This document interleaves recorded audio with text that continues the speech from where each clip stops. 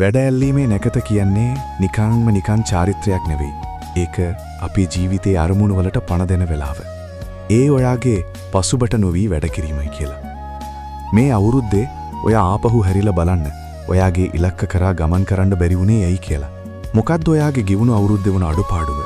කිසිම දෙයක් පස්සේ කරනවා කියලා මග හරින්න එපා. මොකද ඒ දේ කරන්න පුළුවන් හොඳම වෙලාව දැන් තමයි.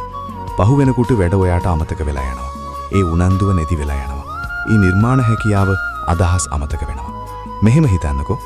උණු කෝපි එකක් බොන්න පරක්කු වුණොත් මොකද වෙන්නේ? ඒක සීතල වෙනවනේ.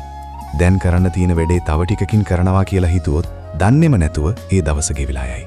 ඉතින් ඊට පස්සේ මොකද කරන්නේ? හරි. මේක හෙට කරනවා කියලා ඔයා හිතන එක. ඒත් හෙටත් ඒකමනේ වෙන්නේ නේද? පහු වෙනකොට කෝපි එක සීතල වෙනවා. දහවල ගෙවිලා රෑ වෙනවා.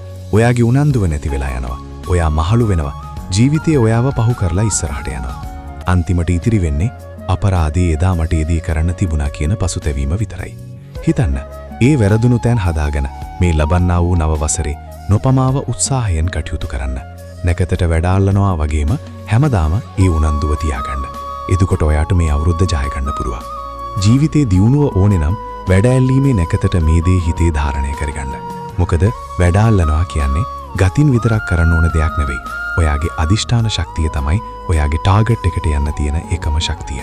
දැන් තමයි හොඳම වෙලාව. දැන් තමයි හොඳම නැකත.